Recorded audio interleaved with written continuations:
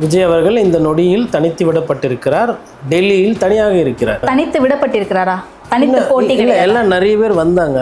வந்தவங்களெல்லாம் விஜய் வேணாம் அப்படின்னு விஜய் ஏதோ திருப்பி அமுச்சு விட்ட மாதிரி இருக்கு. யாருமே வரல.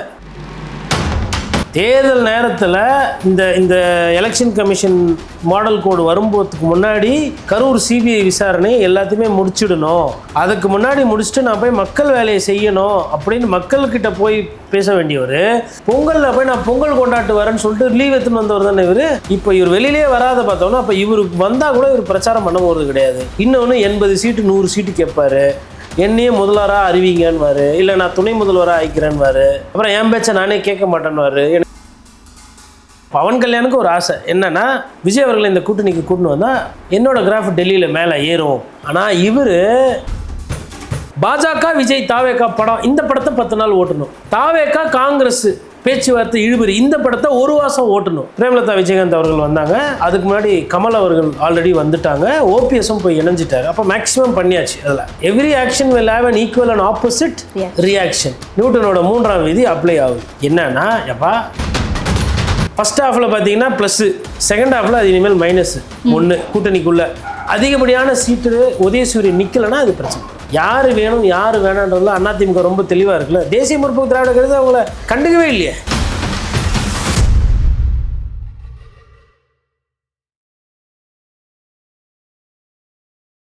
இப்போது புதிய அறிமுகம் ஆச்சி ஹோட்டல் சாம்பார் 50 கிராம் ரூபாய் 20 மட்டுமே. வணக்கம் சார். வணக்கம், நேயர்களுக்கு அன்பு வணக்கம். தமிழ்நாடு சட்டமன்ற தேர்தலுக்கான தேர்தல் தேதியை அறிவிச்சிருக்காங்க. ஏப்ரல் 23ஆம் தேதி தேர்தல் நடைபெற இருக்கு. மே 4ஆம் தேதி கவுண்ட் வந்துடும், ரிசல்ட் வந்துடும் நமக்கு கவுண்ட் பண்ணி.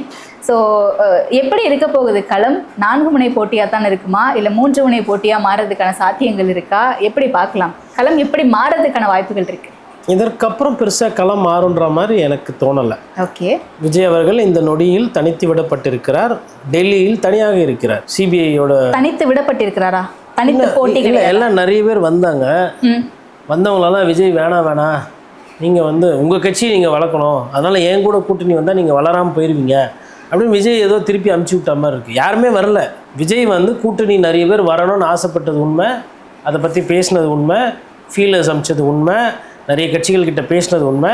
ஆனால் கடைசியில் விஜய் யாரும் வேணாம் அப்படின்னு சொல்லிட்டு விஜய் அவர்களை பெரிய கட்சி நீங்கள் நல்லா வரணும் தம்பி, தனியாகவே நில்லுங்க அப்படின்னு சொல்லிட்டு நிறைய பேர் இப்போது பிஜேபியை கடைசி, அதாவது எல்லா கட்சியோடவும் சேர்த்து பேசப்பட்டு விட்டார்.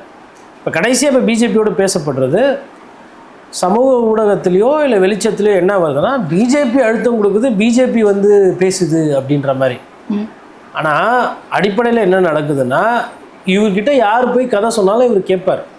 ஆனால் இந்த மாதிரி ஒரு படம், இந்த படத்தில் நீங்கள் முதலமைச்சர் வேஷம் உங்களுக்கு நல்லா இருக்கே, இந்த படத்தில் நீங்கள் துணை முதல்வர் வேஷம் உங்களுக்கு இதுவும் நல்லா இருக்குது, இதில் ஒரே தேர்தலில் 2 பேரையும் தோக்கடிச்சிட்டு நீங்கள் முதலமைச்சர் ஆகிறீங்க, இந்த படமும் நல்லா இருக்குன்னு எல்லாருக்கிட்டையும் கதை கேட்குற மாதிரி எல்லாருக்கிட்டையும் கதை கேட்டுக்கிட்டு இப்போ இருக்கிறார்.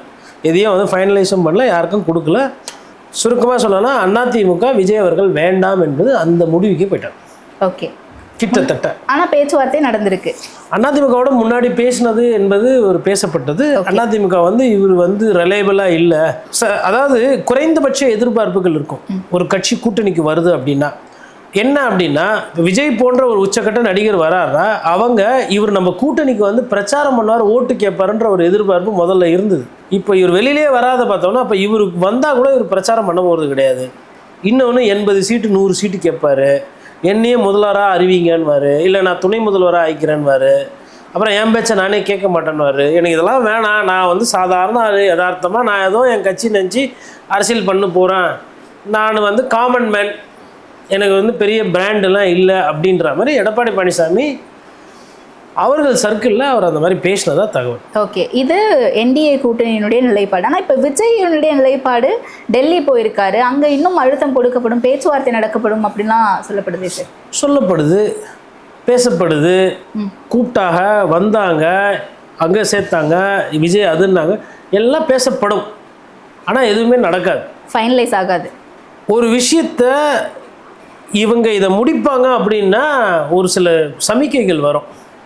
இவர் எதையுமே முடிச்சு பழக்கம் இல்லை, அதை வச்சு இவர் வேடிக்கை பார்ப்பார், அதை வச்சு பேசு பொருள் ஆகணும், அதை வச்சு ஒரு விளம்பரம் தேடணும், அந்த விளம்பரத்தை வச்சு இவர் பக்கா மாசம் காட்டணும். அந்த வேலையை தான் அவர் பண்ணிகிட்ருக்காரு. நீங்கள் எல்லா விஷயத்திலும் பார்த்தீங்கன்னா மற்ற கட்சிகளை வைத்து மற்ற கட்சிகள்கிட்ட பேசுவது போலவோ மற்ற கட்சிகளை இவரை கூப்பிடுறது போல இவர் அந்த செய்திகளை வெளியில் பரப்பி விட்டு இவர் அந்த ஊடக வெளிச்சத்தில் அவர் அந்த பிம்பம் இருக்கு இல்லையா அதை வந்து பண்ணிகிட்ருக்காரு. இப்போ கடைசியாக நடக்கிற இந்த பவன் கல்யாண் பேசுனதெல்லாம் உண்மைதான். ஆனால் விஜய் அவர்களுக்கு அதில் உடன்பாடு இல்லை. அப்போ ஏன் அதை அவர் என்கரேஜ் பண்ணுறாருன்னா நம்மளை பற்றி 4 பேர் பேசணும், ஓகே, நம்ம ரிலவெண்ட்டாக காட்டிக்கணும், நம்மளும் பேசும்போது. அதாவது ஏன்னா உடல் உழைப்போ தேர்தல் பிரச்சாரமோ அது வந்து அவருக்கு பலவீனம் அந்த ஏரியா. இப்போ அவருக்கு இருக்கிறது என்னென்னா பேசுபொருள், விஜய் பற்றியே பேசிக்கிட்டு இருக்கணும். அதற்கு என்ன பண்ணுறதுன்னா இந்த கட்சி வராங்க அந்த கட்சி அது சம்டைம்ஸ் அந்த ஒரு நெகட்டிவ் லைம்லைட் விடுறதுக்கான பாசிபிலிட்டிஸும் இருக்குல்ல, அதை ஏன் புரிஞ்சுக்க மாட்டேங்கிறாங்க? யார், விஜய் அவர்களா? விஜய் வந்து எதையுமே புரிஞ்சிக்க மாட்டார். விஜய் வந்து அரசியலையோ இல்லை வந்து நாட்டு நடப்பையோ இல்லை மக்கள் பிரச்சனையை புரிஞ்சுக்கிட்டா அவர் ஏன் இப்படி இருக்காரு? தேர்தல் நேரத்தில் இந்த எலெக்ஷன் கமிஷன் மாடல் கோடு வரும்போதுக்கு முன்னாடி கரூர் சிபிஐ விசாரணை எல்லாத்தையுமே முடிச்சிடணும், அதுக்கு முன்னாடி முடிச்சுட்டு நான் போய் மக்கள் வேலையை செய்யணும் அப்படின்னு மக்கள்கிட்ட போய் பேச வேண்டியவர் பொங்கலில் போய் நான் பொங்கல் கொண்டாட்டு வரேன்னு சொல்லிட்டு லீவ் எடுத்துன்னு வந்தவர் தானே இவர் ஒரு கடிதம் எழுதியிருக்கலாம்ல, எனக்கு வந்து தேர்தல் ஆணையம் தேதியெலாம் வந்துச்சுன்னா அதுக்கப்புறம் நான் வெளியிலலாம் வர முடியாது, நான் சுத்த முடியாது, அதனால் என் தரப்பு எதனா விசாரணை இருந்தால் முன்னாடியே இது பண்ணணும் அப்படின்னு கூட ஒரு கோரிக்கை கூட வழக்கறிஞர்கள் மூலமாக வச்சுருக்கலாம் இல்லையா? அவருக்கே வந்து என்னென்னா இவ்வளோ போதும், இவ்வளோ உழைச்சா போதும், இவ்வளோ பண்ணால் போதுன்றது இருக்குது. ஆனால் அவரை சுற்றி தான் எல்லா பேசுபொருளும் வரும். விஜய் முந்தி விட்டார், விஜய் வந்து தேர்தல் புரட்டி போடுவார், விஜய் எந்த பக்கம் போகிறாரோ அந்த பக்கம் வெற்றி அப்படின்னு இதெல்லாம் பேசுகிறத அவர் சந்தோஷமாக ரசிச்சுக்கிட்டு இருந்தார். இப்போவும் கடைசியாக நடக்கிற வேலையை இப்போ பவன் கல்யாணுக்கு ஒரு ஆசை என்னென்னா விஜய் அவர்களை இந்த கூட்டணிக்கு கூட்டின்னு வந்தால் நான் அந்த விஷயத்தை முடித்தேன், என்னோடய கிராஃப் டெல்லியில் மேலே ஏறும், ஃப்ரெண்டு, நான் ஒரு நடிகர் அவர் ஒரு நடிகர், நானும் வந்து நடிகராக இருந்து கம்பு சுற்றி பார்த்தேன், சுத்த முடியல, அதனால் கூட்டணி வச்சு கம்பு சுற்றினோடனே பதவி அந்தஸ்து துணை முதலமைச்சர் எல்லாம் கிடச்சி, அதேமாதிரி நீ அந்த மாதிரி கூட்டணி வச்சு பண்ணிங்கன்னா நல்லாயிருக்கும்னு அவர் சொன்னது உண்மைதான். ஆனால் இவர் நீங்கள் வந்து பேசுகிறீங்க, அவங்ககிட்டேயும் பேசுவேன், அதை தம்பி வந்து பேசுவேன், அவர்கிட்டையும் பேசுவேன், இன்னொருத்தர் வர அவர்கிட்டையும் பேசுவேன், ஆனால் யாருக்குமே முடிவு சொல்ல மாட்டேன். இதுதான் என்னோடய நிலைப்பாடு. இதை அவர் ஏன் பண்ணுறாரு அப்படின்னா இந்த ஊடக வெளிச்சம் விஜய் அண்ணா விஜய் பற்றியே பேசினா தான் அந்த தொண்டர்கள்கிட்ட ஒரு எழுச்சி இருக்கும். அதே மாதிரி மற்ற கட்சிகளோட தொண்டர்களுக்கும் வந்து விஜய் வந்தால் நல்லாயிருக்கும் அப்படின்ற அந்த பேசு பொருளை கொண்டு வரணுன்றதுக்கு அவர் பிளான் பண்ணி பண்ணது, இல்லை அவங்க ஸ்ட்ராட்டஜிஷன்ஸ் பிளான் பண்ணி பண்ணது.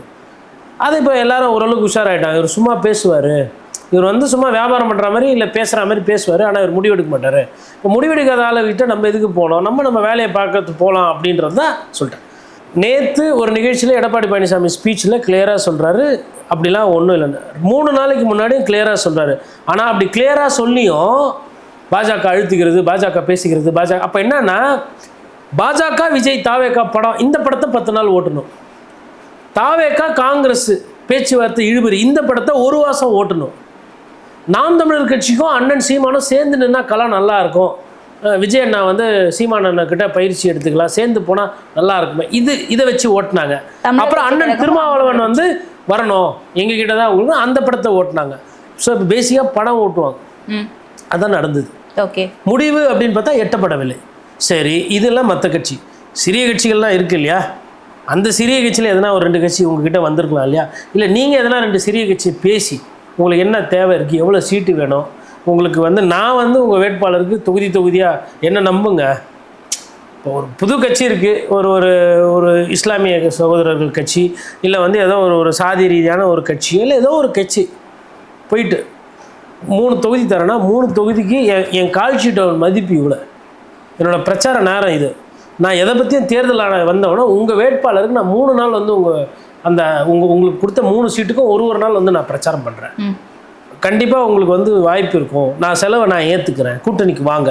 அப்போ ஒரு நம்பிக்கையான ஒரு பேச்சையோ ஒரு ஸ்தரத்தன்மை ஒரு நம்பகத்தன்மை எதுவுமே இல்லாமல் அரசியல் புரிதல் இல்லாமல் வெறும் இந்த பேசுபொருளை வைத்தே இவர் ஒரு 6 மாதம் ஓட்டிட்டார். ஓகே, இதுக்கப்புறம் அவர் இனிமேல் ஓட்ட முடியாது மாட்டினார்.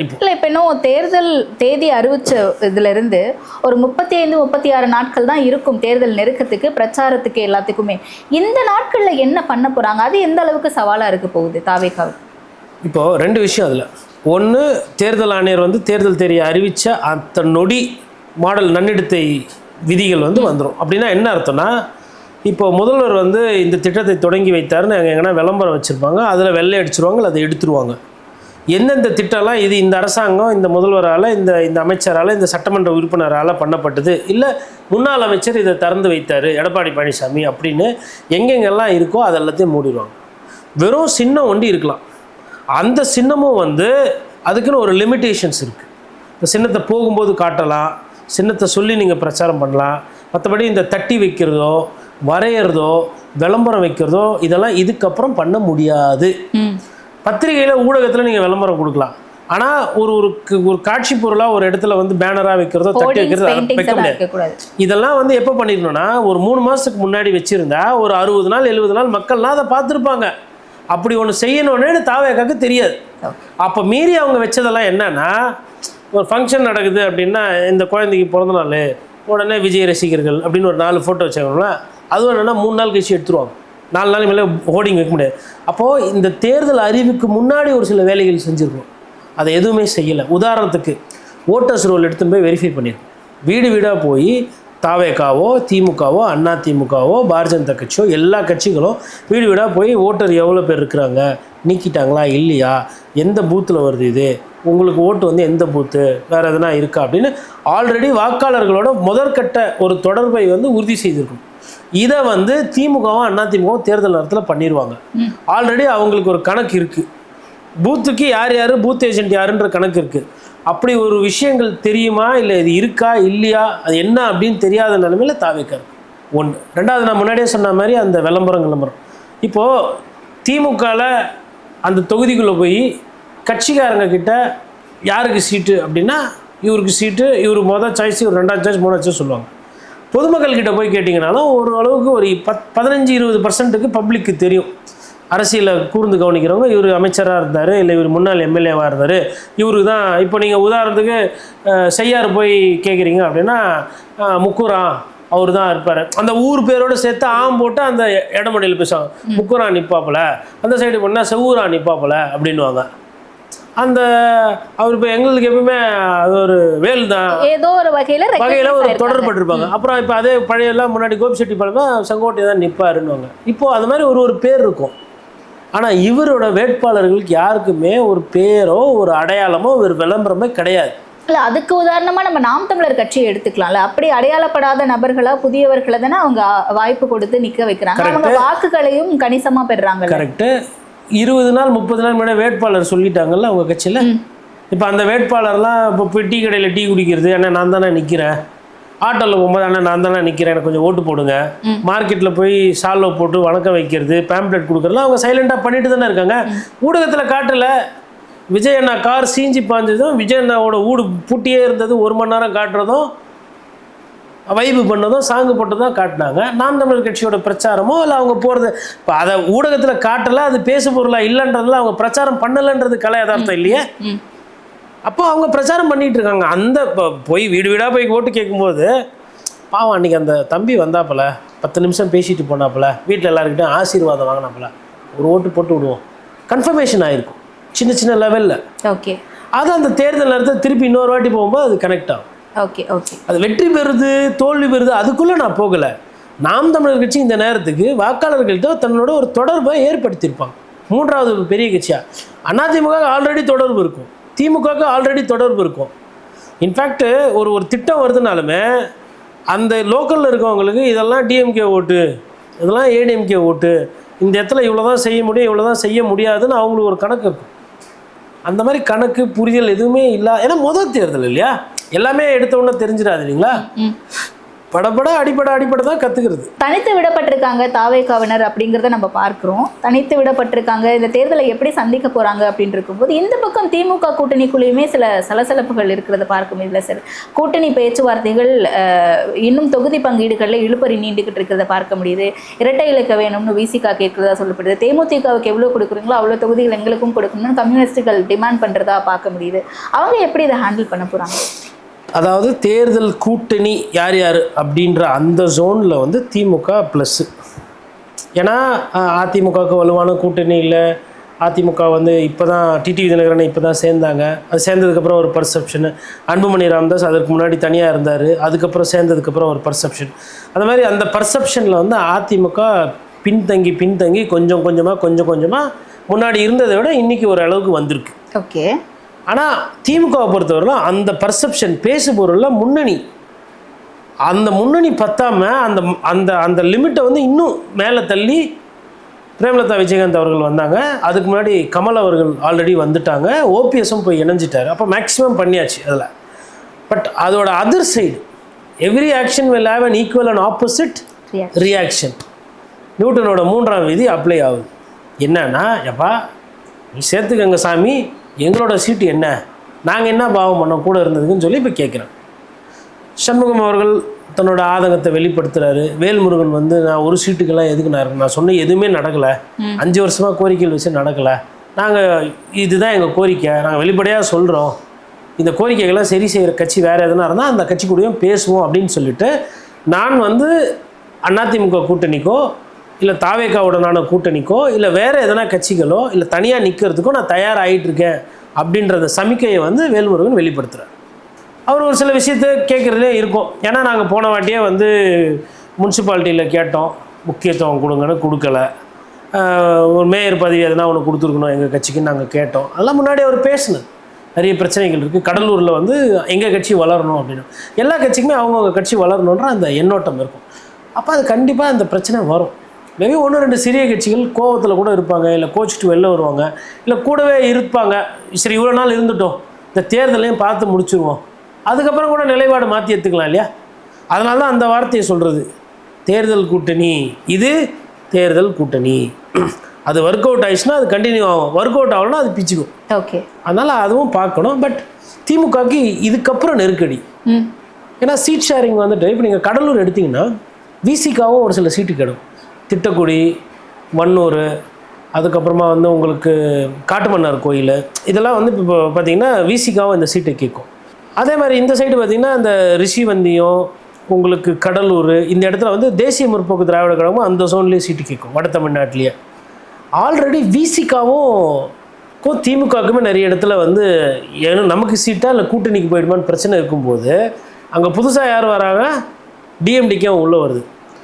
அப்போது இது வந்து அந்த நார்த் தமிழ்நாடில் ஒரு கொஞ்சம் அந்த சீட்டை பிரித்து கொடுக்கறதுல சிக்கல் இல்லை. இங்கே ப்ரூவன் ஓட்ஸ் வச்சிருக்கக்கூடிய மாநில கட்சின்ற அங்கீகாரம் பெற்று இத்தனை ஆண்டு காலமாக இத்தனை தேர்தல்களில் கூட்டணியாக இருந்து இருக்கக்கூடிய விசிகாவுக்கு கொடுக்காத இம்பார்ட்டன்ஸு தேமுதிகவுக்கு கொடுக்குறாங்கன்னா அது அந்த இடத்துல இது ஒரு பிரேக் வரும்ல சார்?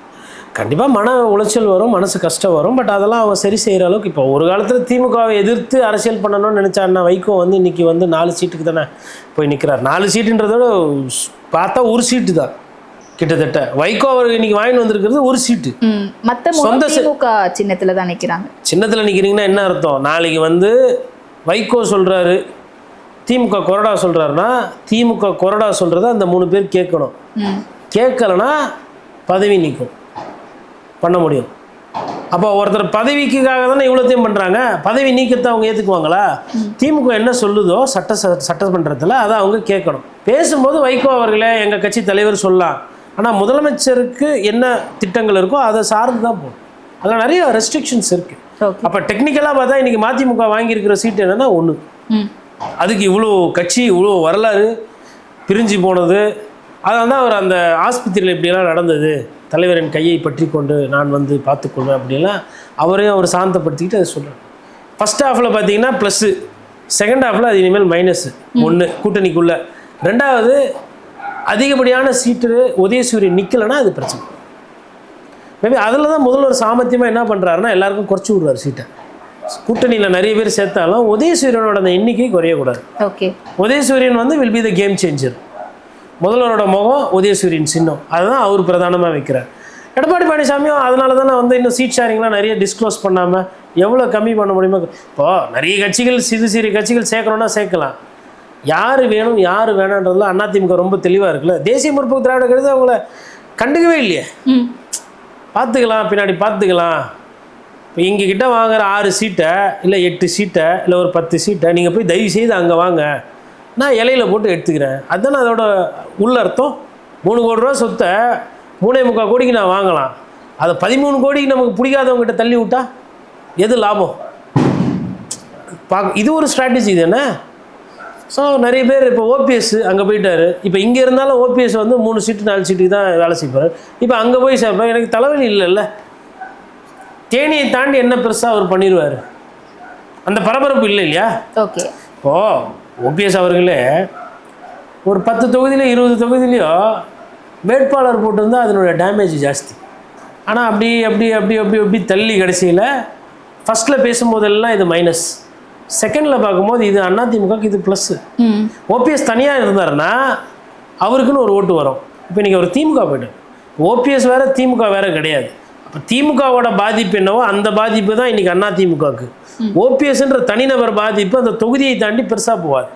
இதே ஓபிஎஸ் அவர்கள் தனியாக நின்று ஒரு 10 வேட்பாளர் 20 வேட்பாளர் போட்டிருக்காருன்னா ஓபிஎஸோட தாக்கம் அந்த தொகுதி ஒன்று இல்லாமல் எல்லா இடத்துலையும் இருந்திருக்கும். இப்போ வெறும் போடியோடு முடிஞ்சுது அவருக்கு. அது டெக்னிக்கல் அட்வான்டேஜ். அதேமாதிரி பிரேமலதா விஜயகாந்த் அவர்கள் அங்கே போய் சேர்றதுமே டெக்னிக்கல் அட்வான்டேஜ். பர்ஸ்பெக்டிவில் பெட்டர் அங்கே, டெக்னிக்கல் அட்வான்டேஜ் இங்கே இருக்குது. அதான் சொல்கிறேன், அந்த நியூட்டனோட அந்த விதி இருக்குது பாருங்கள், சமமாக தான் விளையாடும். ஃபஸ்ட்டு பார்க்கும்போது ஒரு விதி கண்ணுக்கு முன்னாடி தெரியும், இன்னொரு விதி பின்னாடி விளையாடிக்கிட்டு இருக்கும், அது தெரியாது.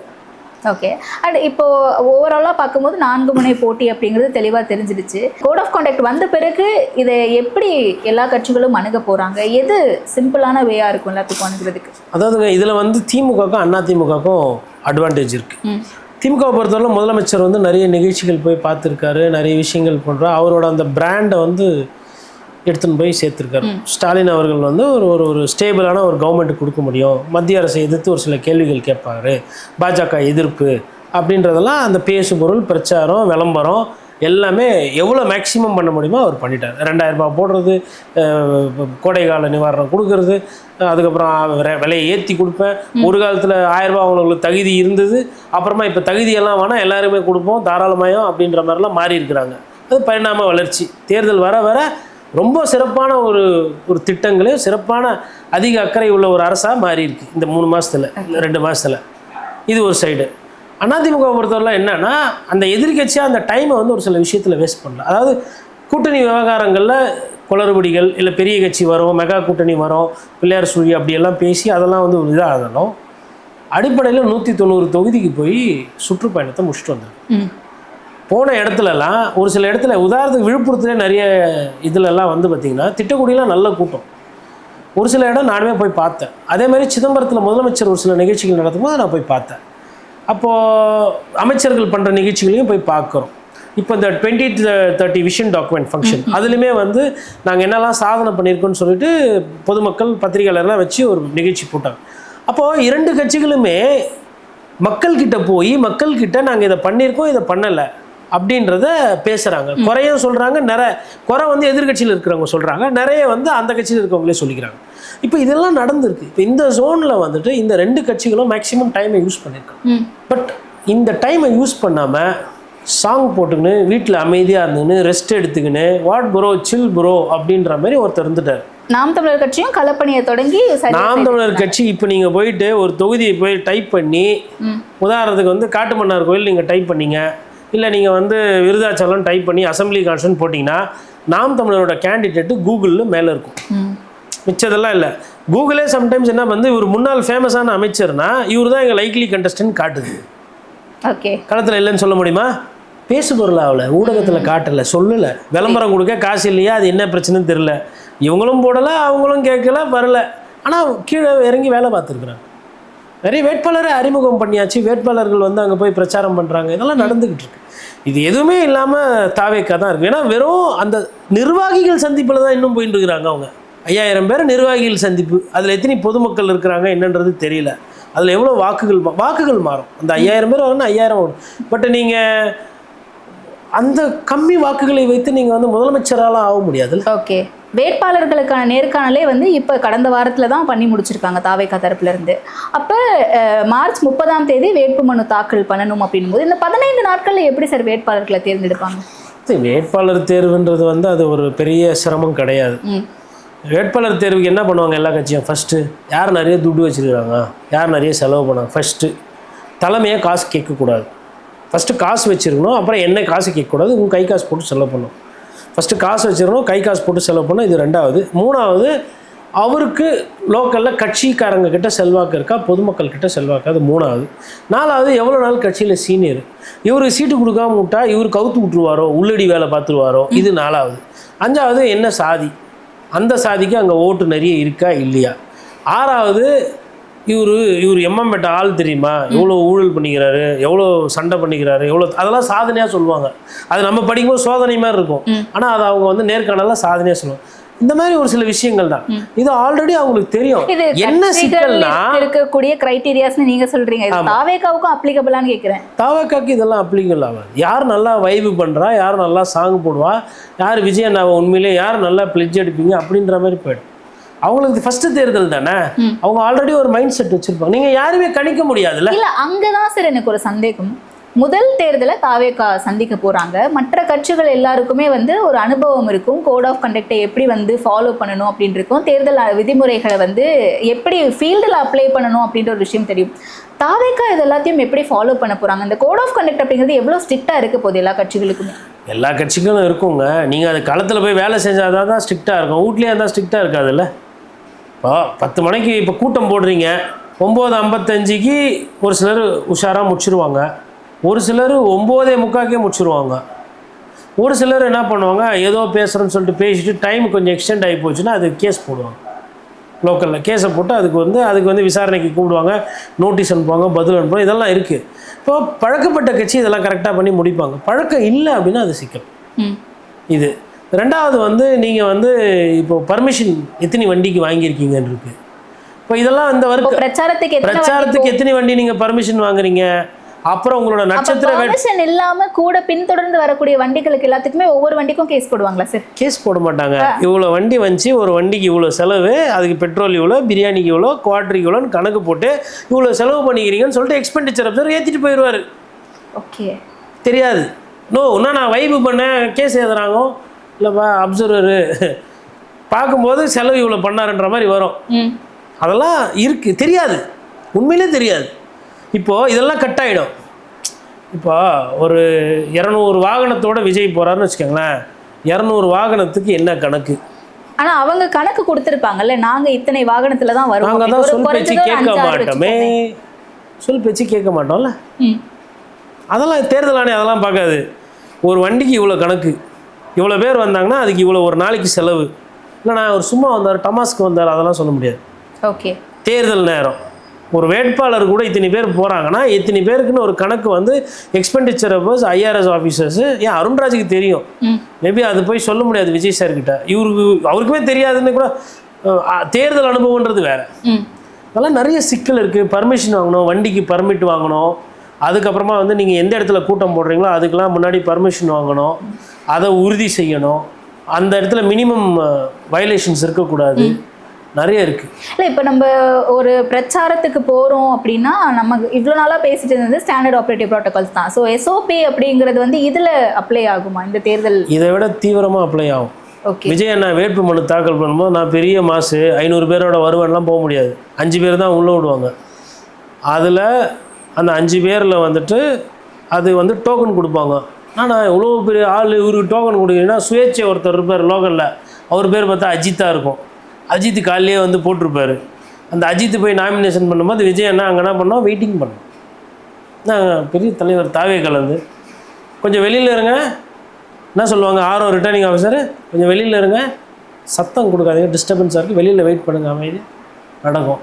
ஒரு வாட்டி சேகர் பாபு அவருக்கும் ராஜேஷ்க்கும் வடசென்னையில் சண்டை ஆச்சு, ஞாபகம் இருக்குங்களா? ஏன்னா டோக்கன் முன்னாடி நான் போட்டேன், அவர் வந்து அவனா அவன் அப்படி இப்படின்னும்போது அதெல்லாம் இங்கே வச்சுக்கூடாது, அமைச்சர்னா வெளியில் வச்சுக்கோ, தேர்தல் நேரம்னு சொல்லிட்டு உரிமையில் சிண்டிக்கிட்டாங்க, பிரச்சனைலாம் ஆச்சு. மேயர்லாம் இப்படி இப்படி இப்படி பார்த்துருப்பாங்க. இதெல்லாம் நடக்கும். ஓகே, அதற்கெல்லாம் தயாராக இருக்கணும். அங்கே போய்ட்டு சூற விட்டுருவோம் ப்ரோ, அது பண்ணுறோம் ப்ரோ, வைப்பு பிளாஸ்ட் ப்ரோனா, ஓ அப்படியா சரி போய்ட்டு நாளைக்கு வாங்க, டைம் ஆகி போச்சுன்னா 5 o'clock க்ளோஸ், கடை சாத்திடுவாங்க.